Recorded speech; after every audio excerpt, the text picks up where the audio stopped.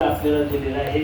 चाले ही शरीर कोणाचे असते, कोण बोलविते हरिविन, देखवी ऐकवी एक नारायण, तयाचे भजन चुकवू नका.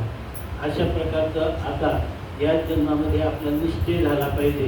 नाही तर आपण जर आता हे संस्कार ठेवले नाही तर मृत्यूच्या वेळेला आपली इच्छा असूनही हे संस्कार परमात्म्याचं नाम, परमात्म्याचं ध्यान, त्याच्या रूपाचं ध्यान, त्याच्या नामाचं स्मरण हे होत नसतं.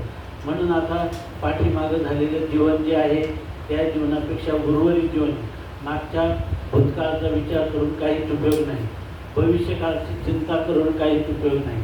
वर्तमान काळ आपला चांगला गेला पाहिजे.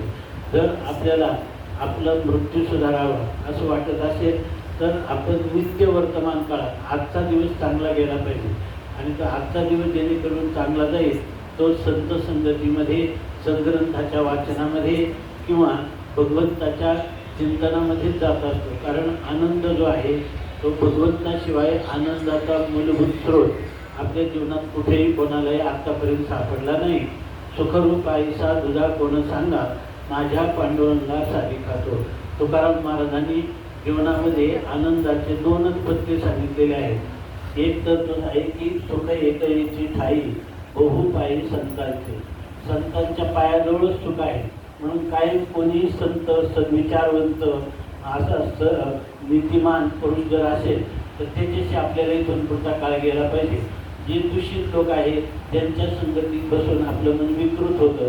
असा हा दुःसंग काही झालं तरी त्याचा त्यागच केला पाहिजे. आणि संत काय रस्त्यावर पडले नाही, ते काय आपल्याला दररोज भेटतील, तितका वेळ देतील किंवा असंही नाही.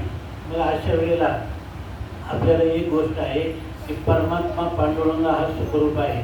म्हणून त्या पांडुरंगाचं नाम रामकृष्ण हरी, काही जे काही आपल्याला त्याचं नाम आवडेल त्या नावाचं आपण चिंतन करावं. आणि दररोज नियमाने सकाळी आणि संध्याकाळी 5 मिनिट का होईना डोळे झाकून मोठेनी किंवा मनात दररोज परमात्म्याचं नामचिंतन आपल्याकडून जर घडलं तर आपलं मन कसं स्थिर होतं, आपल्या मनाला कसा आल्हाद वाटतो हे गोष्ट आपल्यालाच कळते. आणि म्हणून यासाठी आम्ही माऊलीच्या सत्तेतून आपल्या हृदयस्थ असणाऱ्या परमात्म्याला अशी प्रार्थना करतो की यापुढं माझे चित्त तुझे पायी, राहे ऐसे करी काही, धरून या बाही भवात आधी दातारा. या परमात्म्याने तुम्हाला आम्हाला सर्वांना आपल्याला हाताला धरून आपली नजर त्याच्या पायाजवळ खळून ठेवावी. आणि त्यासाठी आपल्याला रात्रंदिवस त्या परमात्मा प्राप्तीचा ध्यास लागावा. आणि असं जीवन जे झालं तर याचा अर्थ तुम्ही या जीवनाची भर काढली असं नाही, तर आत्तापर्यंत अनादी काळापासून जेवढे जन्म झाले त्या सगळ्या जन्माची भर, जसं एखाद्या गुहेमध्ये 100 वर्ष अंधकार असला आणि एक क्षणभर सूर्य त्या गुहेमध्ये गेला तर 100 वर्षाचा अंधकार जायला 100 वर्ष लागत नाही, एका क्षणात निघून जातो. तसं जर आपण ह्या उतरत्या वयामध्ये आता जर परमात्म्याचं चिंतन केलं तर अनंत जन्मीचं आपलं दुःख पूर्णपणे समाप्त होऊन आनंदाचे डोहे आनंद तरंग, आनंदाच्या अंग आनंदाचे. बरेच जे सगळे आता प्रत्येकाने परिचय सांगितलेला आहे, काहींचा आम्हाला माहीतच आहे, काहींचा ऐकिवाच आहे. पण हे सगळेच लोक आहे ना, ही एक आपली मधली पिढी थोडी वेगळी होती. आता ह्या पिढीमध्ये खूप मोठं अंतर पडलेलं आहे. तर आपलं भाग्य आहे की आपल्या ठिकाणी वाईट विचारांचं जास्त स्फुरण झालं नाही. आपण धर्माचे नीतीचे नियम जास्त मोडलेले नाही. आणि मोडले तरी आपल्याला देवाच्या कृपेने आपण जास्त इथं आज माऊलींच्या चरणाजवळ आलो त्याचा अर्थ आहे की माऊलीनं आपल्याला पोटात घेतलेला आहे. तर यापुढं आपल्याकडून ह्या प्रकारचं चिंतन जे आहे ते चिंतन होत राहिलं तर आपल्याला जन्मा आली आहे. स्वामी महाराज सांगायचे त्या मृत्यूच्या पूर्वी एक क्षण तरी मनुष्याला असा एक त्रुटीचा ढेकर आला पाहिजे की हा जन्म मला परमात्म्याच्या सेवेसाठी मिळाला. मला अगोदर त्याची भान किंवा जाण नव्हती. ज्या क्षणी जाण आली तर मी त्या परमात्म्याला माझं स्वतःचं जीवन समर्पित केलं आणि आज मी आनंद भोगत आहे. अशा प्रकारचा क्षण त्याच्या जीवनात यावा, त्याच्यामध्ये तुमच्या आमच्या जीवनात यावा. अशी माऊलींच्या किती बोलत बसलं तरी या ठिकाणी फार काही होत असं नाही. बोलण्यापेक्षा आपण स्वतः करायला सुरुवात करणं हे फार आवश्यक आहे.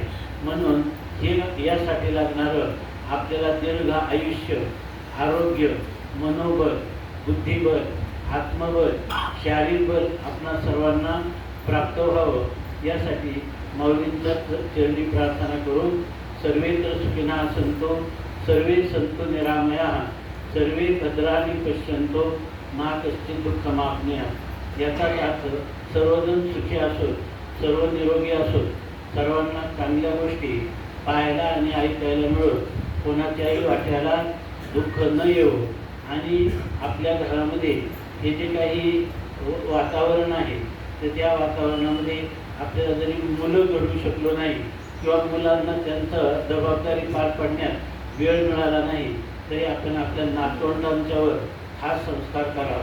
त्यांना आपण पूजा करत असताना जवळ घ्यावं, त्यांना काही त्यांच्याबरोबर रामकृष्ण हरी मंत्राचा जप किंवा काही वाचन असं करावं आणि आपल्यासाठी एक दैनंदिनी असावी। दररोज किमान सकाळी उठल्यानंतर स्नान झाल्यानंतर दररोज हरिपाठ आणि ज्ञानेश्वरीचं काही का होईना ज्ञानेश्वरी काही आणि हरिपाठ पूर्ण आणि सकाळ संध्याकाळ आपल्याला आवडणारे कोणत्याही देवाच्या नावाचा जप आपल्याकडून सकाळ संध्याकाळ एक एक माळ तरी व्हावा आणि तो तेवढा वेळ जणू काय सगळं जग विसरून आपल्या पुढे भगवान पांडुरंग परमात्मा उभा आहे असं समजून कळवळ्याने जर त्याचं नामसंकीर्तन आपण केलं तर त्याच्यामुळं आपल्या जीवनातल्या आनंदात कशी भर पडते। जसं भूक लागली तर आपल्यालाच कळते, तहान लागली कळते, पाणी पिल्यानंतर आपली तहान लागली हे आपल्यालाच कळतं। तसं या ठिकाणी हे नामस्मरण करत गेलं, सद्ग्रंथांचं वाचन करत गेलं, यापासून आपल्याला वर्तमानपत्र, टी व्ही हे पाहण्याचं आपल्याला आता वेळ नाही। इथं घडी घडी काळ वाटे याची पाये अजूनही किती आहे अवकाश अशा प्रकारची स्थिती आहे। म्हणून आपल्याला मिळालेला काळ कीर्तन, प्रवचन, पुढं सत्संग असेल किंवा आपल्या इथं नामस्मरण, सद्ग्रंथांचं वाचन करणं आता जावं आणि यासाठी आपल्याला भगवंताने भरपूर सहाय्य करावं अशी पुन्हा माऊलींच्या सत्तेतून माऊलींच्या चरणी प्रार्थना करून या ठिकाणी आमच्या असणाऱ्या मातृतुल्य साध्वी अशा असणाऱ्या आमच्या या सर्व वहिनी वर्ग, भगिनी वर्ग आणि या ठिकाणी असणारे साधू तुल्य असणारा ज्यांचं अंतःकरण आहे हे आमचे खरे परमक बंधुवर्य, त्या सर्वांच्यासाठी पुन्हा एकदा माऊलीकडे प्रार्थना करतो आणि विराम. पुंडलिक वरदा